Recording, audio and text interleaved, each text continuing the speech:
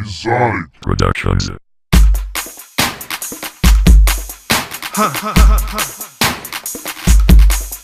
Yeah, African king to hip hop. Mezonic, shake it like it from the jungle. Hit it back like pronto. Show your rhythm of the bongos. Do it like you from Congo. Do it like you from LIB, Ghana or Niger. Shake it from Kenya, South Africa and Libya.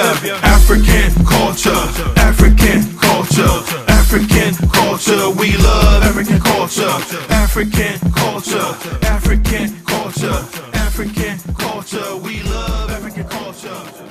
So how's it going today, brother? Well, it's another day in stupid ass black America. Why you say that? The Congressional Black Caucus in Farrakhan. Have you heard about that? What happened to him? Well, every year Minister Farrakhan has a Founders Day address within the Nation of Islam and so forth. And for whatever reason, the Congressional Black Caucus, with all of the issues and things that black America have to deal with, Right. all of a sudden, now the Congressional Black Caucus wants to rear its head and denounce Minister Farrakhan over some anti-Semitic comments he made. Now, if anybody in America... Did he make those comments, though? I'm not even going to address those comments because we know that Minister Farrakhan has always made comments pertaining to Jewish people and so forth. And white supremacy. And white supremacy. Yes. What it is, it almost doesn't even need to be critiqued, but here we go, since it's the hottest thing that's been out there. And if you've been following the Congressional Black Caucus, son, you tell me.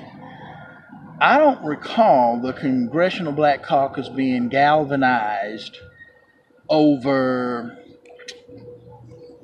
Dylan Ruth that much when that went down. I don't recall the Congressional Black Caucus being so in tune with some of the egregious statements our President Trump has made, like referring to African nations as shithole countries. I don't recall the Congressional Black Caucus being fit to be tied over. You may recall a historically black college trip to D.C. to talk to Trump, and it turned out to be just a photo op. Okay. The black president and or chancellor, I'm not sure what his title was, but of Morehouse College came back and said, I think we got played. Wow. A few weeks later, he was removed. Where was the Congressional Black Caucus on that issue, these issues, a multitude of issues, and the only Congressional Black Caucus member that seems to be out there is Maxine Waters talking about she's going to get Trump no matter what it takes to get him impeached. So with all of the things that are going on in black America, right, you now have a collective head, if you will, to denounce Minister Farrakhan over some mess he made. Okay, for the viewing audience, I want to ask you a quick question. What is the real function of the Congressional Black Caucus? Because a lot of people don't even know what they're about. Well, I'm shocked, but because they never say and speak or do anything right, overall until something like this comes out that isn't worth the damn price of tea in China. The Congressional Black Caucus is simply what a caucus is. Okay. They are black elected officials, right, put in predominantly by black people in the particular region or area that they represent in their state. But the Democratic Party? And they're predominantly Democratic, of course. Okay. And they collectively form themselves as a caucus to apparently address black issues in America. Okay, issues concerning the black community. America, okay. Black community that apparently voted them in, right, by and large. So these are just congressmen who have Maxine Waters being who have their superstar, quite frankly, organization within Congress, and they come together and they're really supposedly they're supposed to be able to address issues in different parts of the country concerning the black community specifically. Yeah, and quite frankly, a lot of our issues with the exception of maybe a few, you're probably going to have the same type of issue governing most of Black America, hands Right. down. So for them to come together, if you will, over some comments made by Minister Farrakhan, are you kidding me? Right. Now, a lot of people on YouTube have already critiqued how ridiculous Right. the Congressional Black Caucus is, and you know I have said for years how cowardly and pathetic they are. I think we were doing a video not too long ago where I talked about the Hispanic Right. caucus, and the same thing would go for them. Hispanics who have been voted into Congress and in the Senate, so forth, and they collectively address their constituents' issues. So going back to the Farrakhan statement, That's ridiculous. they decided to denounce him. They have endeavored, the Black community overall, Right. when Minister Farrakhan had his 1995 groundbreaking historic march, a million man march on Washington, there were Black Protestant preachers Right.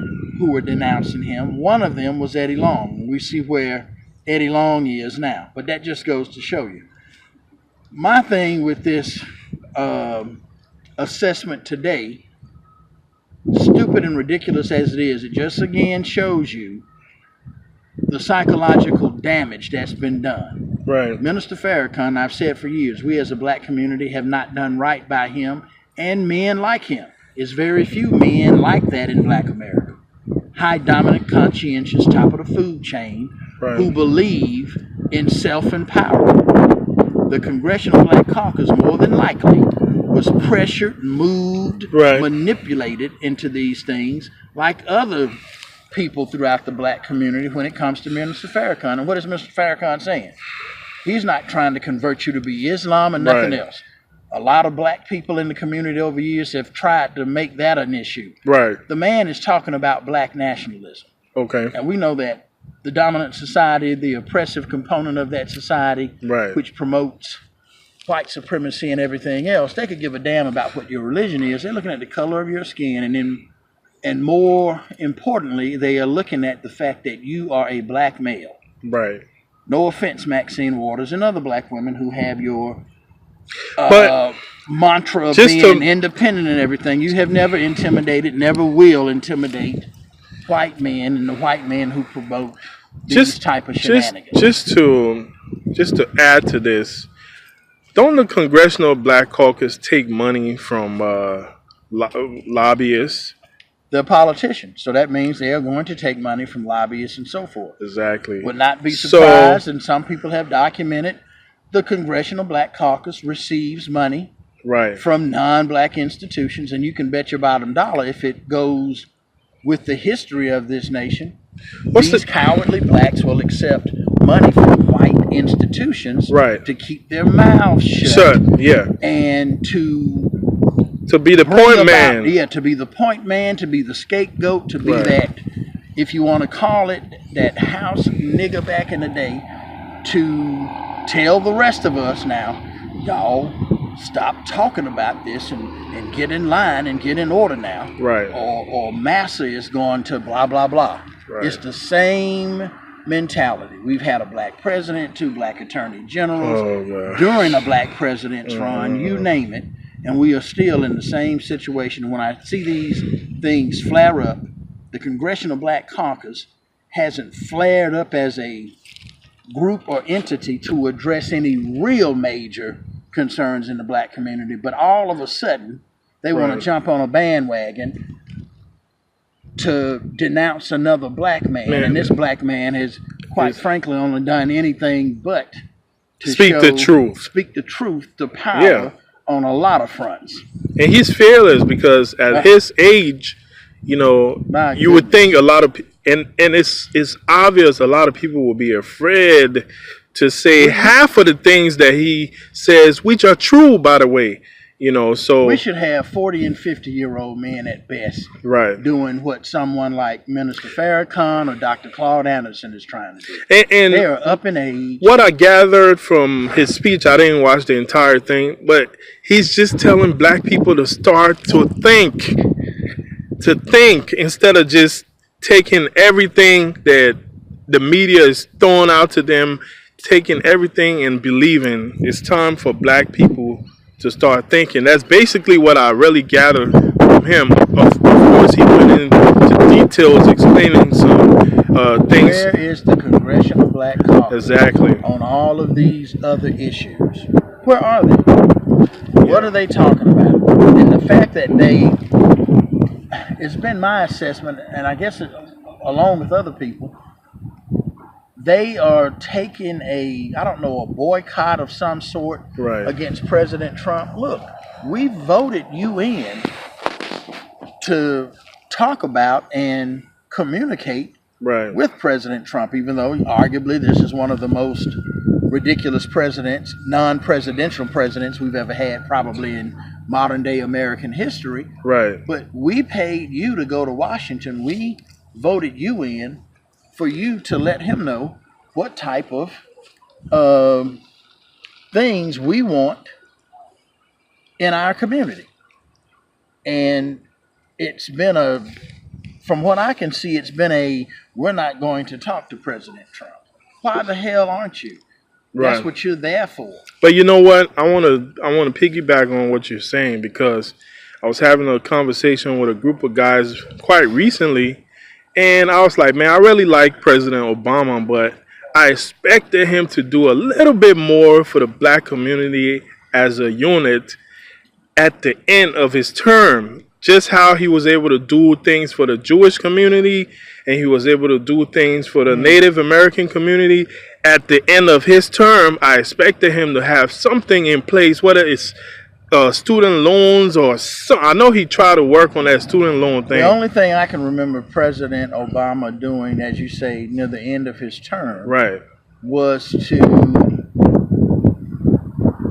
come up with a program of My Brother's Keeper, and even with that, he included Hispanic male youth in that. So he couldn't even, to me, say this is exclusively for young black males who we know exclusively in the country, as Tom Burrell of Brainwash points out, most of the things that make up a society, the black community continues to occupy the #1 spot of just about everything bad. But we always want to make sure that we don't move ahead on anything until we get white daddy's help. That's part of our problem as a community at large. Before I forget my point, he actually pardoned a lot of people who were accused of crime. Some of them actually they were innocent, but he pardoned a lot of them. Some criminals managed to get out of prison because of his pardon. So he did do that. He did do that at the end of the bugs out here having fun. Yeah, it's a nice day. It'll be freezing sub-zero tomorrow. Yeah, Charlotte is crazy. But he did do that at the end of his term. And, it's so funny because it seemed like a lot of people are just not politically inclined to the point where if you mention anything and it seemed, they look at it like it's negative. If you just say, I wish he would have done more. When I said that in a room, everybody looked at me like, oh, he must be a Trump supporter. I'm like, I'm not a Trump supporter. All I'm saying is I wish he would have done a little bit more for the black community at the end of his term, because everybody knows that during the course of his term, it was hard to get things done.